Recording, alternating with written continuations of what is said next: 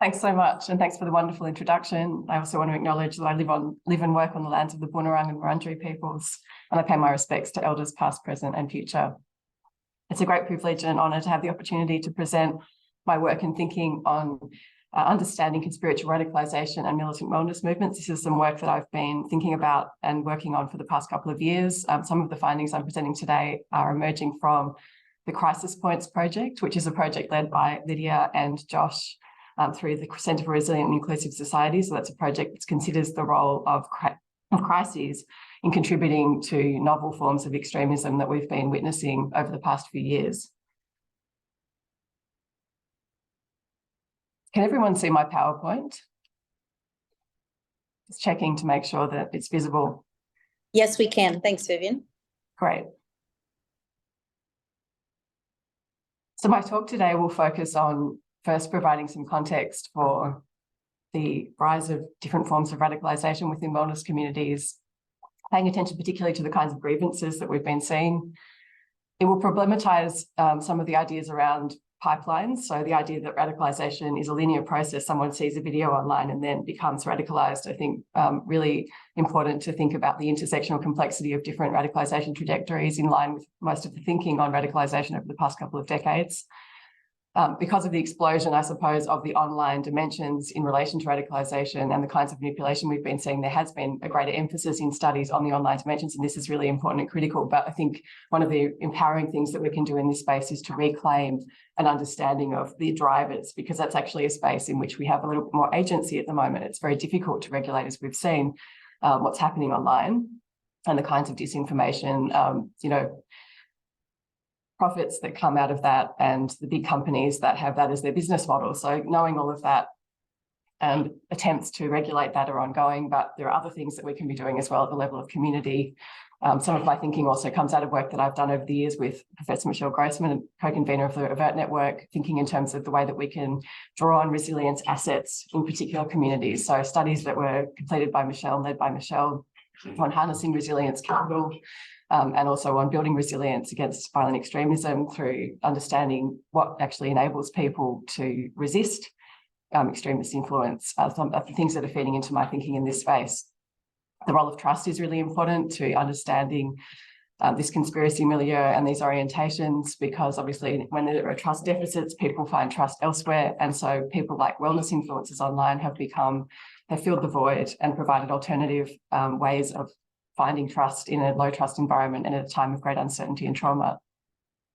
The second part of the talk turns to some recent in-depth interviews that I've been undertaking with members of alternative health and allied communities to understand what they have experienced from the pandemic and to learn from some of their experiences. So these are people that are not necessarily extremists, but they're certainly on the periphery and they're adjacent to some extremisms that have emerged, and they have spoken to me in very lucid ways of the nuances of their experiences and the ways in which they played out in the grievances that emerged and also contributed to these kinds of trajectories. So as Lydia mentioned in the introduction, spiritual and wellness communities have been long-time proponents of complementary and alternative health practices, and they weren't immune to conspiracy before the arrival of COVID-19. This was identified by scholars such as Ward and Voas in 2011 in their article on conspirituality. But the introduction of the divisive QAnon ideology amongst other conspiracies into these communities through prominent lifestyle influences led some to radicalise along conspiritual trajectories, in some cases of militancy, including recruitment into violent extremism. The COVID-19 pandemic intensified engagement with this movement, and this movement is not limited, obviously, to the COVID-19 pandemic. It's continued to manifest in different forms. We can see that this ongoing lack of trust has also contributed to things like the outcome of the Australian recent referendum on the voice to Parliament. This sort of no vote was also standing in for a no to government. And so the pandemic for these cohorts became an opportunity, rather than for adhering to government guidelines, actually an opportunity for awakening and planetary ascension. This was in contrast to the biomedical and public health strategies adopted to address the crisis that were represented as a threat to freedom, mental and physical well-being. Messaging within conspiritual networks encouraged alternative health and spiritual practices, intuition, magic and bodily autonomy as a mode of resistance to public health measures such as mask wearing, lockdowns and vaccines, which were viewed as instruments of deep state control and surveillance together with 5G technologies. This messaging intersected with the accelerationist narratives of far-right political actors, which also promoted the anti-vaccine sentiment through the notion, for example, that the COVID-19 vaccine rollout was part of a plot to sterilise white populations. Built around a shared propensity to conspiracism, distrust in institutions and government, pseudoscience, rejection of the biomedical model, and notions of survival of the fittest, these novel formations represent an increasingly urgent phenomenon within scholarship on extremist movements, and happily, attention is increasingly being devoted to them. Adherents to these movements are often dismissed as being unhinged or unstable, yet the motivations driving their trajectories are both highly complex and context-dependent, requiring detailed and critically empathetic analysis of the narratives, networks, and nuances that inform their pathways into militant radicalisation.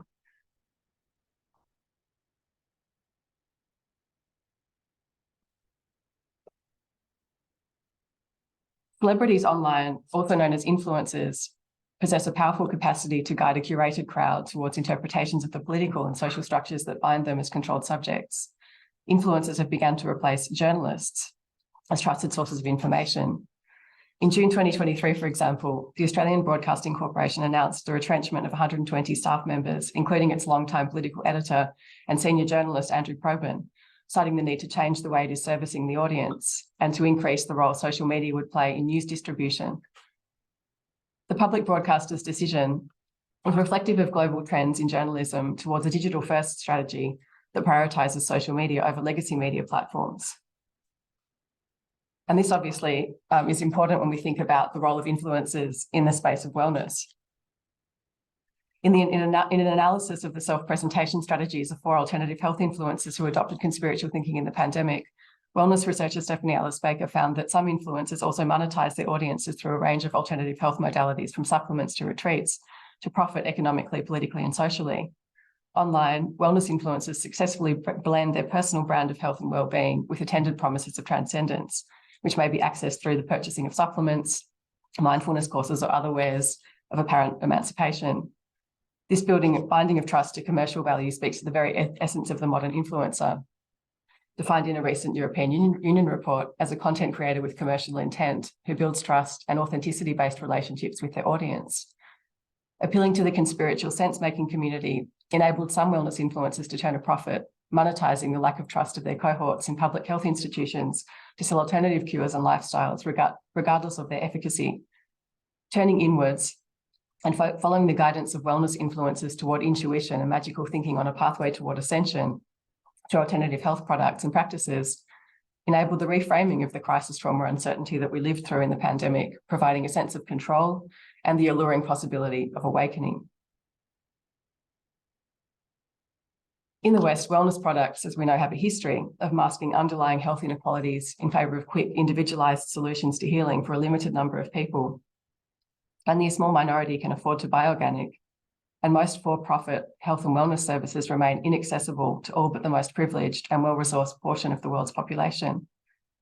This led in the COVID-19 pandemic also to a survival of the fittest mentality, much like attitudes to poverty that blame the poor. In this way of thinking, the ill are to blame for their poor health. These ableist attitudes are part of a bootstraps epistemology and narrative of personal responsibility that is common within alt-right spaces and the wellness industry. These often combine with an anti-political worldview that is deeply mistrustful of institutions and governments. Many in these cohorts believed that in looking after their immune systems through clean eating and associated health practices, they were not going to be as vulnerable to other members of society with more contaminated lifestyles. One of the most emblematic cases of radicalisation that's local to us is the case of Chef Pete Evans, who was a famous judge on Channel 7's My Kitchen Rules for 10 years prior to his deplatforming in 2020. Evans' Whole Foods cookbooks, condiments and wellness products had enjoyed broad appeal until the pandemic. Committed to paleo cooking and viewing food as medicine, Evans began training to be a chef since he left high school at 17. He had appeared as a judge on the Australian television network 7's popular cooking game show, My Kitchen Rules. Towards the end of his time on the program, he'd begun to be viewed as a liability for his promotion of extreme health practices, such as feeding bone broth to infants, which can be toxic for its high levels of vitamin A. During the pandemic-associated lockdowns, Evans' focus on wellness led him from being a proponent of edgy dietary advice to one of extremist narratives and practices, which attracted fines. For example, the idea that his biocharger would cure the Wuhan coronavirus, and he was fined by the Therapeutic Goods Administration. Regardless of these practices, Evans continued to enjoy a significant following, even though he'd begun to platform QAnon-adjacent content and hosted discussions with anti-vaccine influencers like Andrew Wakefield and high-profile conspiracy theorist and Holocaust denier David Icke. In November 2020, as we know, Evans lost his book deals, mainstream media, social media, and supermarket shelf prominence after he posted a cartoon meme on Instagram containing a genocidal symbol. In it, a caterpillar wearing a Make America Great Again cap remarks, "You've changed," to a butterfly adorned with a neo-Nazi black sun Sonnenrad, who replies, "We're supposed to." In their analysis of so-called Islamic states' use of propaganda symbols to recruit people, Winyal et al. Described symbols and memes that mobilized by extremist groups as bonding icons, which promoted ISIS values and sought to resonate with recruitment targets, enabling shared identity formation and worldviews. While not a member of a designated terrorist organisation, Evans' invocation of neo-Nazism and Donald Trump's white supremacist campaign to make America great again appealed to alt-right conspiracy-oriented networks that would, within the following months, promote the lie that the 2020 American election was stolen by the Democratic Party and seek to undermine American democracy in the January 6th Capitol Hill insurrection. And while the mainstream media and society condemned Evans' post, within wellness demographics, many of whom were ignorant of the legacy of the Holocaust, Evans' deplatforming, his loss of public prominence, actually relegated him to the realm of truth teller, who's been gravely misunderstood by his critics, especially those in mainstream media.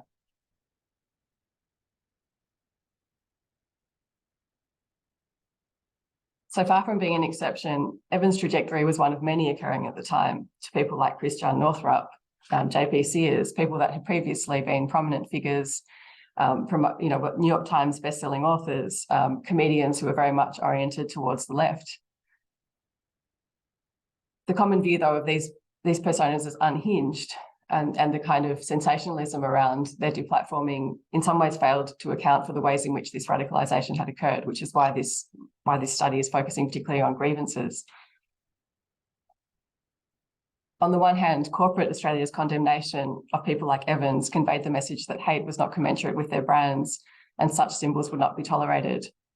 On the other, for a minority of wellness adherents, many of whom are ignorant about the Holocaust, as I said earlier, that same condemnation simply added to conspiracy thinking about his deplatforming. That Evans was being censored by mainstream media and big tech made him into a martyr to the cause of truth-telling about the pandemic.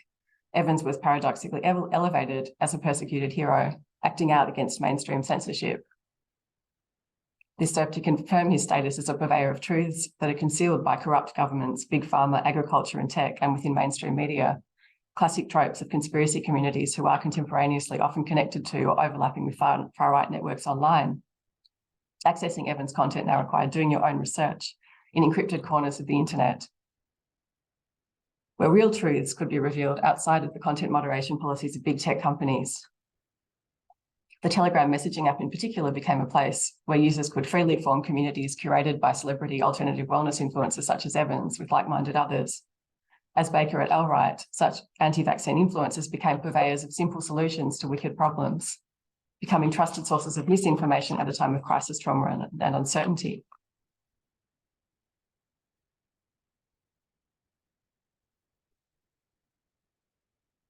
Evans' Telegram channels include memes about distancing oneself from the dominant system. Being healthy is the ultimate rebellion in a society that caters to sickness, disease, and toxic behaviour. The idea of awakening, seeing through the woke matrix, unites conspiracy, far-right and wellness groups. The fact that big tech companies removed content that questioned public health responses to COVID-19 only heightened the sense in which a broader conspiracy was at work. Dwelling outside of mainstream platforms became an opportunity for further awakening. A meme on Evans' Telegram channel reposted from the account of American alternative health influencer David Avocado Wolf reads, "We're living at the peak time of the false world. That's why being real gets you shunned, why speaking the truth gets you scorned and banned. Society is at the tipping point, at the height of illusion. It takes serious courage to be real right now. Please be brave, hang in there. While some of Evan's content is rooted in conspiracy, many of his anxieties relate to legitimate concerns that stem from negative side effects, for example, that a minority have experienced from COVID-19 vaccinations. The legitimacy of COVID-related claims is often established through linking to articles published in evidence-based journals within medical and scientific communities, such as the Lancet, confirming for followers their intuition that COVID vaccines can be harmful. The fact that undesirable side effects of vaccines were a reality for a minority was poorly addressed by governments at the time, who were focused on ensuring the vaccine was rolled out to protect the majority.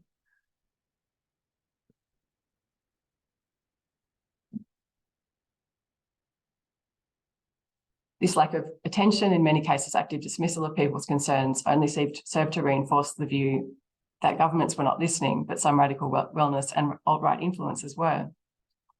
The latter understood that there was an opportunity to tap into the market for restored health and dignity, and also to fill a void in terms of criticisms around the corruption of big pharmaceutical companies and their particular response to the pandemic, and the money that was being made out of certain decisions that were made in relation to the vaccine rollout, such as not providing vaccines to everyone in the world, but actually having them concentrated in Western countries where people were having multiple doses, while others in the global south hadn't even had one dose, for example. Videos on Evan's Telegram channel support independence from the political system, whether it be through promotion of get-rich-bitch Bitcoin schemes or by mobilising for the US election campaign of anti-vaccine proponent and founder of the Children's Health Defence, Robert F. Kennedy Jr., whose claimed non-alignment with either US political party positions him as a figure to be trusted. While COVID restrictions have now been dropped, the shared commitment to autonomous, individualised, pure and sovereign off-the-grid living that situates itself as outside of institutions amongst these cohorts has remained.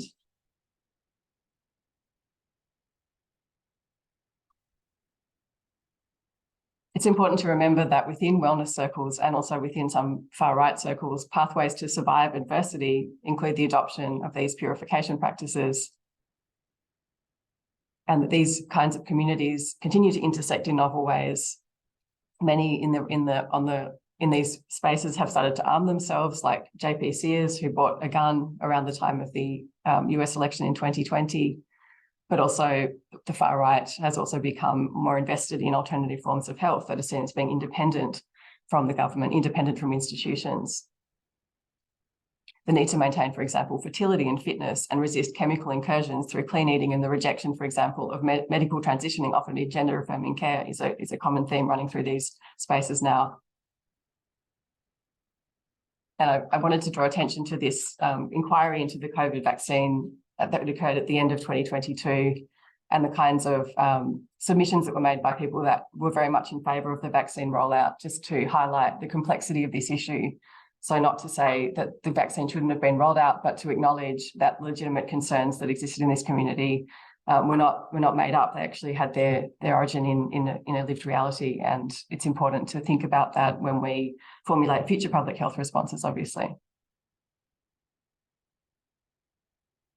And we've seen the ways in which this kind of thinking regarding governments has also led to extreme and led to terrorism in some cases, with the Wiambilla massacre, for example, of police. Obviously, those people were not necessarily identifying themselves as members of a wellness community, but they had resisted the vaccine mandate, and they'd actually lost their jobs as a result of it. So that kind of isolation that came from things like the vaccine mandates and the ways in which that played out across different communities is part of this understanding of grievances.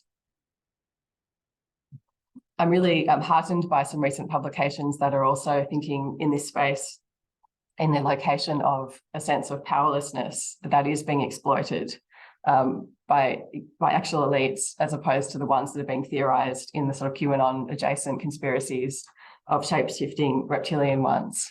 And each of these books, as this reviewer makes the point, highlights this kind of lack of power and lack of agency that is driving a lot of people's involvement in these social movements. The further we retreat into our digital selves, the more that lack of agency is both entrenched and rendered a source of resentment by our isolation, our loss of faith in collective effort, or indeed in a consensual understanding of reality. I now turn to the case study of Melbourne, Australia, which is one that many of you probably lived through. In Melbourne, I think it's a good case study to do because Melbourne lived through 6 lockdowns, 3 of which were long. So it was one of the cities that was the most locked down in the world. So the implications of that remain with us and are important to study, to think about what we might have done differently, what we got right, what we didn't get right, particularly from the point of view of these communities, to understand better the ways in which some of the grievances arose. This is a really useful case study.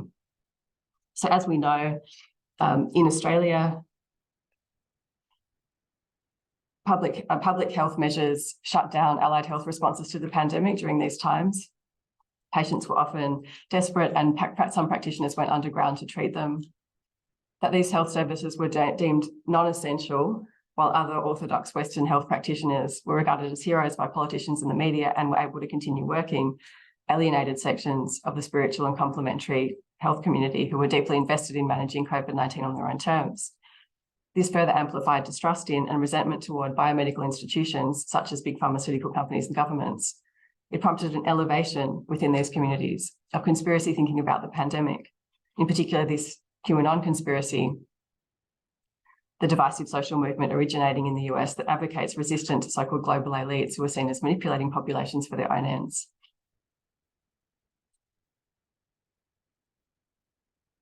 As in other democracies that imposed vaccine mandates, which happened in Australia, in Melbourne's third long lockdown, demonstrations in Australia during the longest of its 6 lockdowns in 2020 and 2021 included anti-democratic extremists seeking to capitalise on pandemic-induced grievances, including credible threats against government and public health officials' lives. The fact that those who were manifesting claimed to be doing so in defence of their freedoms is critical to understand. Within the Australian context in which the emergency measures were used to pursue a COVID-0 strategy for much of 2020, this conducive environment of grievances arguably peaked during Melbourne's 6th lockdown. Unlike the rest of Australia, Melbourne had a uniquely long lockdown in 2020 that lasted from July until October of that year. Whilst this lockdown proved damaging to mental health and livelihoods, and in some cases breached human rights, it nevertheless produced the desired outcome of 0 COVID cases, freeing the city to reopen once the lockdown had ended. During the 6th lockdown, the third long lockdown, by contrast, in 2021, many in the community were already at breaking point, both financially and psychologically. Without the economic support experienced for closed businesses through the Australian federal government's JobSeeker and JobKeeper schemes that have protected livelihoods and people from poverty in 2020. When vaccine mandates were introduced in the middle of this third long lockdown, the conducive environment of grievances peaked. The absence of supports and increased strain on the community increased vulnerability to some to the influence of alternative health and far-right influencers who appeared to be listening sympathetically to community concerns about the impact of long lockdowns and fears about new generation vaccines being mandated.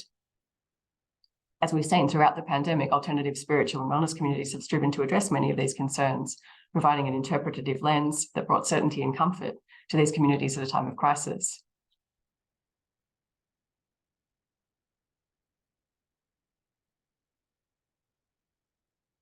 The introduction of these vaccine mandates produced an intersection of social influence and grievance that led many to join encrypted messaging applications, where they could find solace in like-minded cohorts and access unmoderated and frequently conspiratorial content from around the world, priming some of the city's inhabitants for civil unrest.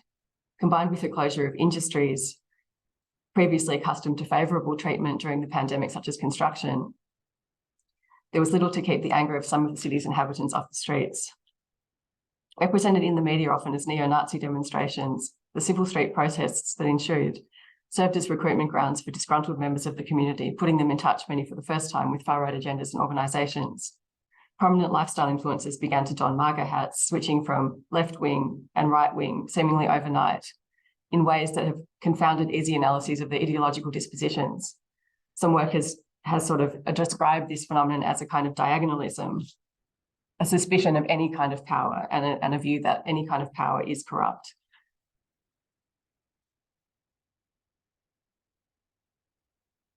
So that I now turn to the final part of my paper, which is to ask what we can learn from these experiences of radicalisation and associated understandings of what happened in COVID-19 within alternative health and wellness communities.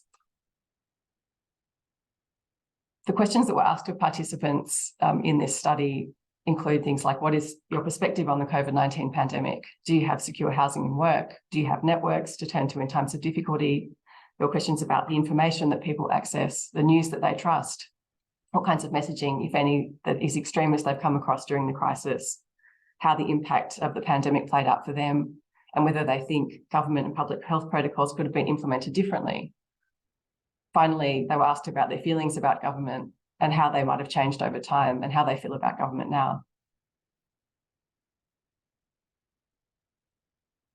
I want to acknowledge, as I said earlier, that I've begun this fieldwork with people who are not, people who are adjacent to conspiracy realms. So those who interviewed, for example, did adhere to government protocols, whilst they did contest them and struggled with grievances, led others to radicalise. They provide important insights into others who did refuse to comply with such guidelines. These people who I interviewed are not extremists, but informants of communities who experienced an uptick in extremism and who share a desire to improve our responses in future to health crises and to enhance our democracy. As I mentioned at the beginning of the talk, my approach to undertaking this research is to see community participants as partners, even when I may not agree with their perspectives. Beyond hesitancy around COVID protocols such as mask wearing and vaccines, I'm not interviewing anybody who has been charged with criminal offences or who's expressed a desire to engage in socially harmful behaviours. So these interviews were started this year and they're ongoing, and I'm using an open coding process to understand the data as it emerges. So in response to some of the questions, the theme of control came up, the idea that the pandemic, there's not a certainty around whether it was planned as per the pandemic documentary, but this suspicion about the ways in which the pandemic was then used to seize power by authorities. Other perspectives were more putting it into context. So one participant talked about how they were aware of SARS and other zoonotic diseases, but they think about the ways in which the pandemic was managed in Victoria. And this person feels that it's inevitable that there'll probably be another one because of the destruction of the environment and the way we're progressing into the ecosystems of the earth. There was a lot of anger in participants who felt that a scientific approach was lacking, that the government had their heads in the sand, and who knows what deals went on behind the scenes. So again, this concern and fear of corruption and belief that governments are corrupt and in bed with big corporations. The anger, I think I'm just really bitter and angry about it because it's destroyed so many people. And I look at my bigger client cohort and they're just starting to talk about it. They're actually just starting to express that pain now because I don't think they've been able to talk about it until now. Federal leadership was really lacking when we needed it. I feel the early days of the lockdowns, the actions of government were very justifiable, but I feel as time progressed, rationality was lost.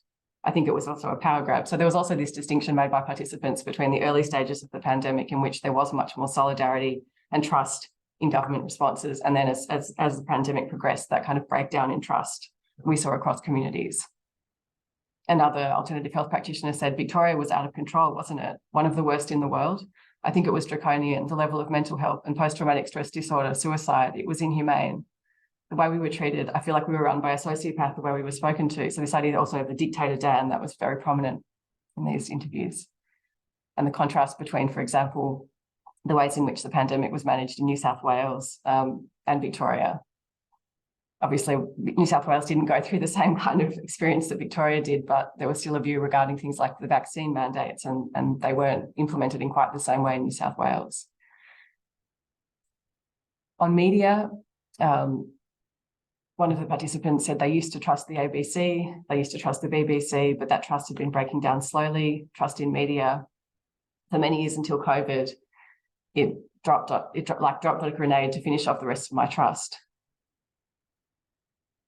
This person was following someone that they previously would have regarded as conservative and felt quite strange doing that. I felt strange that I felt that some of the conservative commentators I would never really bother with, or conservative news feeds, were actually at times being rational, which was really refreshing, but also really conservative. I don't know what I trust at the moment. I think there's a real hangover from this whole situation.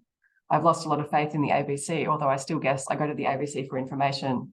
I'm going to click ABC before anything else still. I joined Telegram. I had to be really careful. And I did go down a few rabbit holes, but like I said, I pulled myself out of them. So this person is aware of a lot of the content, the conspiracy orientations, and they acknowledged that they themselves went down a few rabbit holes, but didn't ultimately stay there and had the critical thinking capacity to see the broader context. This person also was working with small business owners and said they were working long hours with extremely distressed small business owners, some of whom were extremely suicidal. At the same time, they were watching big chains continue to operate, big corporate brands making more money, receiving JobKeeper they didn't need, and they still haven't paid all that money back. And this is in contrast to a female allied health practitioner who operated as a sole trader. I missed out on all the government money, and it took a while before sole traders were able to access any JobKeeper. Really, it put me into a lot of debt. And even though I eventually received support, I still have to pay it back. And that person is still paying the money back that she received to help to supplement her business, which wasn't running as normal during the pandemic. There are a whole lot of really quite emotional stories also that came up in some of the interviews around things like, in one case, one of the interviewees had refused to have a third vaccine. He'd had the first 2 vaccines. He talks about how he'd been called a conspiracy theorist because of his decision not to have a third vaccine. And he talks about how, as a citizen and a professional, he did everything that was asked of him. I wore a mask. I stayed within 5 kilometres of home. I said I sacrificed some things. I've sacrificed my personal freedoms. I was on board with it, even though there was irrational decision-making at times. I then took those first vaccinations against my will. I was disgusted with the coercion, but I also stopped and thought, well, we're all in this together. And I'm going to contribute, even though I'm not comfortable with it. I had a couple of Pfizer shots, so I joined the greater good camp, given that we're in this together. But then, within 6 to 7 weeks, because I was one of the last of my cohort of workers to do it, they said I had to have a third one. And I was not comfortable with that. I thought I just had 2. And I thought I have to make a decision on this. And I'll ask myself, I'll go to sleep because I'm very clear sometimes when I wake up, that's when I make decisions. And I woke up that morning after putting the question to myself, shall I have the third one? And my whole body was just like, no. So again, listening to the body, privileging individual feelings and intuition over adherence to protocols. It cost me a year of my life working at home. I wasn't allowed to attend work events. And I later found out that there were other people in my team who had only had 2 vaccinations who got to go to work events, things like that. I feel like the New South Wales government took a better viewpoint. They said, our healthcare workers are really valuable to us. They're in demand. We don't have enough of them. They've been under incredible strain. We're going to make this optional. Yet we had this mandate in Victoria come down on us for the third one, and it just put unnecessary strain on our system, on the people who needed care. I also felt it was incredibly disrespectful for workers like myself. I'm mainly a remote worker. It is hurtful. I love going to work events and lunches and things where you're contributing to the culture of your organisation and collegial relationships. That stuff means so much to me. Now you can't come to that lunch. No, you can't come to that going away thing.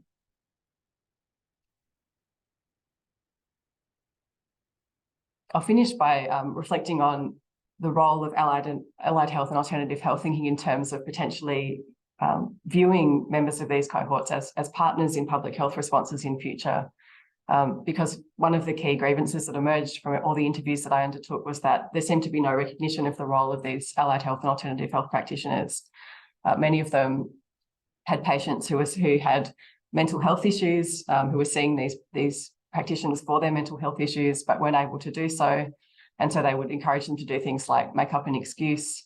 But most of the businesses were completely destroyed because patients were afraid, and it became a mental health crisis by the 2nd or 3rd lockdowns. People were struggling, the isolation had gotten to them. A lot of clinics were saying, just say your back's really sore, you've got a migraine, and come in for a mental health issue. One thing that I thought about the Victorian government's health approach is that they don't respect allied health. It just felt like they didn't understand the benefit of allied health. And you look at how many people go to allied health practitioners, it's something like 80 or 90%. It's just incredible that we weren't part of the health response. More reflections, this sort of approach to health as being a holistic, embodied phenomenon, not limited to a biomedical model. Working together was the desire to work together with Western medicine. So the people that I interviewed were not in any way anti the biomedical model, but they wanted to supplement it with their own modalities and were disabled from doing so during these peak pandemic years. And I'll finish there by saying, as these preliminary conclusions, that radicalisation is fueled by grievances. It doesn't take place simply because someone is spending a lot of time online, though these networks and algorithms do play a role. Isolation, atomisation, inequality, loss of dignity and trust in governments and institutions must be addressed. Rebuilding trust can only occur when communities feel listened to, including those with vaccine hesitancy and conspiracy-oriented thinking.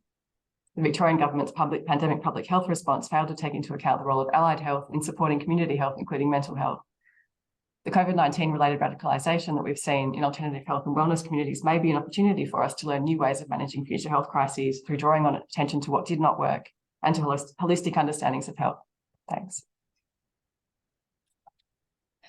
Thank you so much, Vivian, for that fascinating presentation. It's given us so much food for thought. And I know myself, for one, have a lot of questions for you for this, but we also have questions from the audience. I might just kick it off just to ask, you mentioned early in your presentation that there was an overlap between this kind of alternative wellness, militant wellness community that you identify and the far right. I'm wondering if you could talk a bit more about that and offer some specific overlaps in terms of some of the beliefs and practices. Sure, thank you. I mean, we're seeing increasingly this overlap persist in a number of members of these cohorts. I think this sort of bootstraps epistemology that I discussed, this idea that health is a personal responsibility, that one's own circumstances are ultimately determined by them and are not the function of the systems and structures that we're part of, but are actually up to the individual. That's a key point of intersection, I think, with these far-right ideas. Also, the kind of gender essentialism that we've witnessed, that we continue to witness, the anti-gender attitudes that are about upholding reified understandings of gender and rejecting any kind of gender fluidity, and the kinds of attacks that we've seen on LGBTIQA+ communities all across the globe, particularly in the so-called global north. These are some of the key points, I think, of intersection that continue to manifest in very troubling ways for our democracies and communities.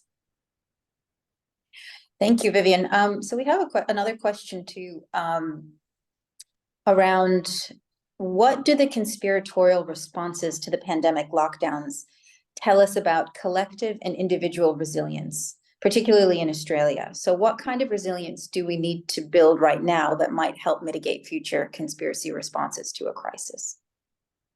Great question, thank you. I mean, one of the key things we need to think about understanding resilience as something that is multi-systemic, to quote Michael Unger and Michelle Grossman, thinking in terms of the systems and structures and how the resilience deficits have emerged. So things, obviously, the role of trust is really critical.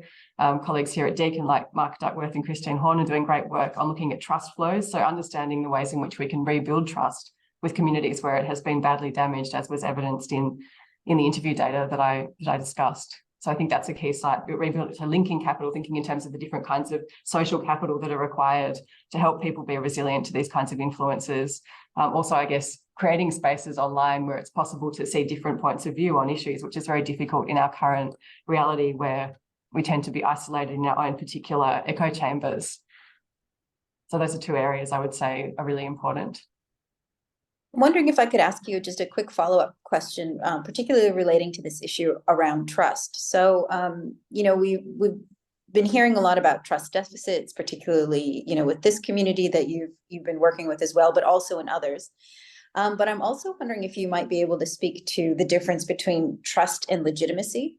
So there are various aspects of mistrust in democratic societies that actually can be quite healthy. But then what about this idea of legitimacy when kind of distrust veers into delegitimation of government? Yeah, that's a really, really critical question and point. And I don't really have the answer to that, but I think we can certainly see some of the ways in which that is playing out now in the Australian context in particular, with relation to the recent Voice to Parliament referendum, where that sort of resounding no that we saw from almost the whole country, as in a majority, part of that was also saying no to, I think in these cohorts anyway, this legitimacy of government. Like, we don't believe that even the Constitution is necessarily legitimate, this idea that we need something else and that government has kind of lost its legitimacy. So I think that's quite dangerous for democracy. And I think that I don't have the answers to that, but I do think that is one of the outcomes of what we've been living through. So it's very, very disturbing to see. I'm wondering if I could also take it back, another question for you around the discussion of grievances. So you highlighted the grievances of this particular community and those that are adjacent to them. And you also noted, particularly in your conclusion, that it's these grievances that might drive radicalization.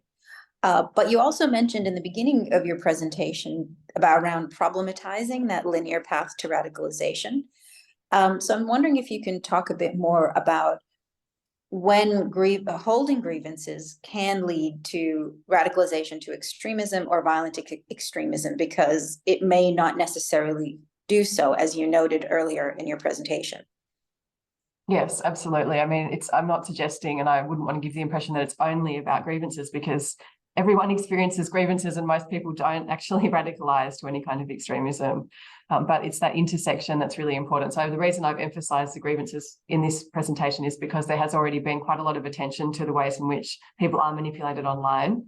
And there has become, I think, a sort of perhaps a disproportionate emphasis on online radicalisation without paying adequate attention to the underlying drivers. And that's why I'm trying to reclaim them as a site of agency for us when we're thinking about how we manage this issue. We don't just think about how we regulate the online spaces and how we make sure people have the right information, but also we think about how that's intersecting with their circumstances that are driving their engagement and the trust they might be placing in the things that they're seeing online. So I would never suggest that it's simply people radicalise because they have grievances. I would suggest that it's always going to be, as with, speaking with the literature on radicalisation, it's always an intersectional process that requires both a certain kind of messaging and a certain kind of grievance, and they're coming together. Yeah, thank you. And also related to that, we have another question related both to the intersection with the far right and also this idea of radicalization within that community, noting that it's important not to always conflate the far right with conspirituality movements. While there is some overlaps, there are some distinctions. So I'm wondering if you might be able to talk about those distinctions. And also the questioner notes that there is a broad spectrum of positions from pro-vaccine to vaccine hesitant to vaccine resistant within the wellness and spiritual communities. And so can you speak also to that diversity of views as well? Yeah, absolutely. And I'm really wary of giving the impression that people who are in these wellness communities are all in some way affiliated with the far right. I think that would be very reductive and unhelpful to our understanding. And I think I said at one point that the media's referral to people at anti-lockdown or anti-vax demonstrations, when they referred to those demonstrations as neo-Nazi, actually really did a disservice, I think, to what was going on, and actually push more people towards potential recruitment. So I would not see people in these communities necessarily as being affiliated with the right, but I do think there are intersections, which is what I was trying to highlight.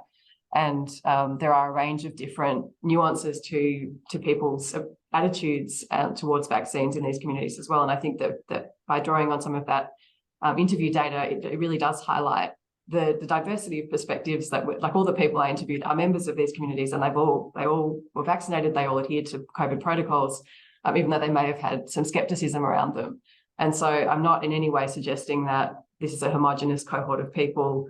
I'm not suggesting that most people have become militant. I'm saying a minority have become militant, and I'm looking at the variety of responses that have happened and trying to understand the nuances of what's been going on. And so I think that's why I'm also encouraging the idea of viewing members of alternative health communities as partners in addressing these kinds of radicalizations. Like there's not a sort of sense of, I myself am part of these communities as a yoga practitioner of 20 years. I continue to use alternative health to support my own health. So I'm really invested in these kinds of approaches, or holistic health approaches, and what we can take from them as well, and how we can work together to better reinforce our democracy so that it is more inclusive. So I'm definitely not suggesting, and I hope that no one has the impression that I'm suggesting that everybody in these spaces has become, alt-right or far-right at all. And I think we need to also trouble what we mean by right. What is the extreme right? And I think that there's some interpretations of this phenomenon as a kind of diagonalism, I think, is probably a more helpful interpretation. That's a particular reading that Naomi Klein offers in her recent book Doppelganger, but also one that was promoted by researchers in Germany in 2021 in their analysis of the German Deakin movement, which is the German term for diagonalism. So this idea of thinking outside the box, but also developing new kinds of affiliations that sort of can't really be analysed with old categories. So even the left and right category doesn't quite fit. So I think that being open to different ways of thinking about this and thinking through it are really important. So I don't want to reduce it in any way. Thanks for the question. Yeah, thanks, Vivian. So that's a really important distinctions that you made, and addressing some of that complexity. But going back maybe to some of the parallels, you talked about this is another question where you emphasized an interest in purity and fear of contamination as aspects of the wellness communities, in particular relating to things like vaccines among those who are anti-vax or vaccine hesitant. The question asks, are there through lines here to the Nazi movement's emphasis on bodily purity, health, and hygiene? And if so, what should we make of those connections among that specific cohort?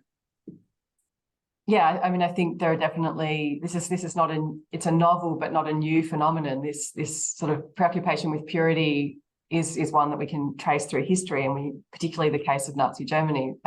Although Nazi Germany was actually a more collective kind of movement towards, it was a racial hygiene movement that led to the atrocities of Nazism. But I think, yeah, to see that sort of the way that purity can function both as an individualized phenomenon, but also the way that it has implications for the social, dangerous implications for the social, are really important to pay attention to. And I don't think that that this aspect is actually new. I think it's something that we've seen before, and it's popped up again in a time of crisis. This attachment to purity, the fear of contamination, the need to protect oneself, and to see others as contaminated, sort of ableist vision as well, of who can access that kind of purity, who can access the organic food, who can access the healthy immune system. And if you can't access it, then it's your fault. It's a eugenicist almost view. It could be seen in that way. So I think, yeah, there are definite parallels. And yeah, I did write a piece at the end of 2020, thinking in terms of Pete Evans' cartoon, in terms of its sort of connections to that particular history. So I think that's a really important point. But I think we need to be careful also not to assume this is just another iteration of a kind of Nazism that would not really pay attention to the nuances either. So I think, yeah, paying attention to where it does resonate, where it doesn't, is really important. Thanks, Vivian. So we have time for a couple more questions. One of them is around the role of social media. And the question asks, does the immediacy of social media make followers feel they have a connection to the influencer and an immediacy in taking control and being heard, in contrast to the feeling of disconnection to government? So I guess it's contrasting kind of the connection that one feels through social media and through influencers versus the disconnection between forms of government and maybe other institutions in society. Yeah, that's a really important point. Definitely the ways in which these sort of parasocial relationships take place online, it does feel a lot more personal and a lot more easy to connect perhaps and relatable than content that's promoted by governments around things like COVID protocols. And so it's interesting, I think, too, that, mainstream media outlets like the ABC have actually created this strategy of replacing some of their kind of stalwart journalists with influencers, because they're acknowledging just how powerful that space is online and how much more ready the connection can be in those kinds of spaces and how much more personal it can be. So definitely the communication strategies of these influencers is very powerful, and it's one that we can also learn from in terms of thinking about tailoring the kind of communication that we see between government and community in future.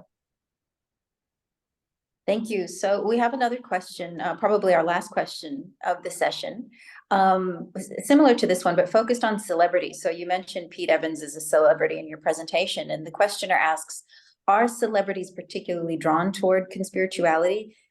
Is this something that's an aspect of modern fame?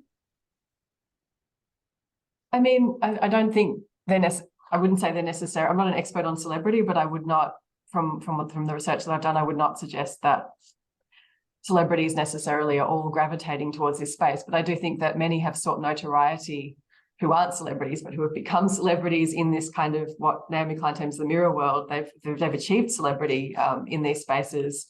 And there are some celebrities who have also maybe lost some of the notoriety in more mainstream spaces, who have found it again in these more conspiratorial spaces. Someone like, and this is the sort of premise of Naomi Klein's book, Naomi Wolf, for example, who lost a lot of her credibility earlier on before the pandemic, and then regained it through becoming very prominent in sort of alt-right and anti-government spaces, and continues to be very prominent in these conspiracy spaces. So I think achieving fame through the manufacturing of content that draws a lot of people in is one way to achieve notoriety and status. So I think that the role of status in all of this is important as well, and the role of the monetization and the ability to profit from it is a really critical component of why people get involved. Thank you, Vivian. Well, this is all the time that we have. I'm sure we could have spent a lot more time in this issue because, as you say, there are many nuances and many paths to follow in trying to understand this phenomenon.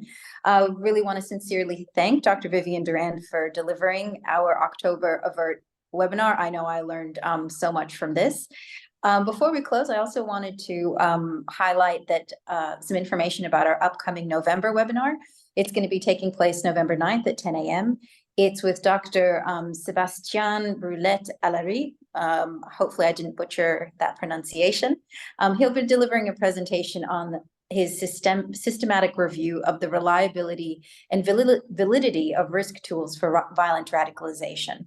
And so he'll be presenting on a systematic review that he's conducting on the available evidence on the reliability and validity of violent radicalization risk tools.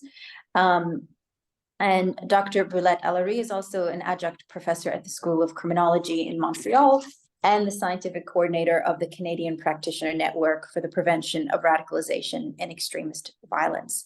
So we'll be opening registrations for that webinar very soon. If you would like to keep up to date about our AVERT webinar and other AVERT related activities, please feel free to go to the website, avert.org.au. And you can sign up to the mailing list to get more information and up to date. So Dr. Gerrand, thank you once again for joining us. Thank you to all of you who stayed with us for this webinar, and we look forward to seeing you soon next time. Thanks again. Thanks, Lydia.